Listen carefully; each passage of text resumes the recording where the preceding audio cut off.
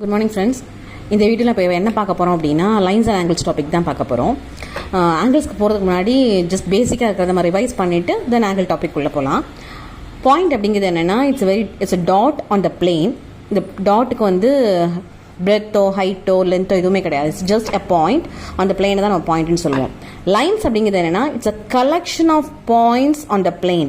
நீங்கள் நிறைய பாயிண்ட்ஸ் வச்சுட்டே வந்தீங்கன்னா இது ஸ்ட்ரெயிட் லைனில் வச்சுட்டே வந்தீங்கன்னா it form a line which has no end point. இந்த லைனை நீங்கள் எங்கேயும் எக்ஸ்டெண்ட் பண்ணிக்கலாம், ரைட் சைட் டைரக்ஷன் எக்ஸ்டெண்ட் பண்ணிக்கலாம், left hand side direction extend பண்ணிக்கலாம். They have no end points. End பாயிண்டே இல்லாதது தான் நம்ம லைன்னு சொல்லுவோம்.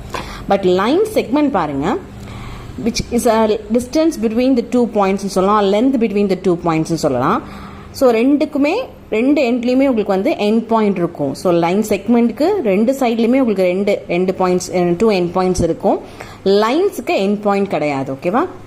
And ray which starts from a point and moves in one direction. So ஏதாவது ஒரே ஒரு பாயிண்டில் மட்டும் ஸ்டார்ட் பண்ணிவிட்டு இந்த பக்கம் நீங்கள் எக்ஸ்டெண்ட் பண்ணி லைனை எக்ஸ்டெண்ட் பண்ணிகிட்டே போகலாம். ஸோ ரேக்கு வந்து ஒன்லி ஒன் எண்ட் பாயிண்ட் மட்டும் இருக்கும். ஆங்கிள்ஸ் அப்படிங்கிறது என்ன அப்படின்னா 2 ரே எடுத்துக்கோங்க. நான் angle O A and ray O A and ray O B எடுத்திருக்கேன். which meet at a common point.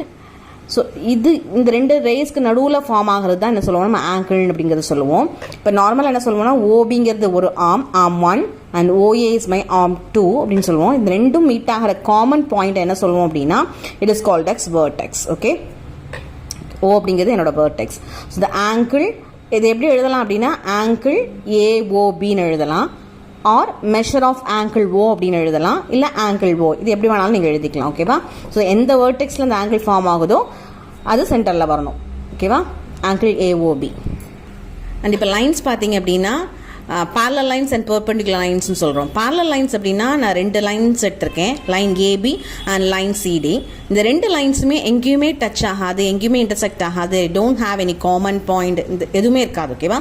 So இந்த 2 லைனுமே ஒன்று டச் பண்ணாமல் they will move on. So நம்ம எப்படி எழுதுவோம் அப்படின்னா ஏபி இஸ், இந்த 2 லைன் போட்டிருக்கேன்ல, it represents that they are parallel அப்படின்னு அர்த்தம். AB is parallel to the line CD அப்படின்னு அர்த்தம். பெர்பெண்டிகுலர் லைன்ஸ் பார்த்தீங்கன்னா நான் 2 லைன் எடுத்திருக்கேன், line AB and line CD.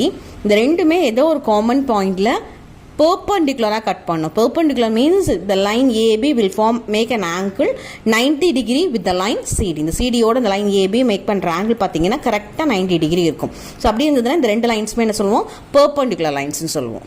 இப்போ நம்ம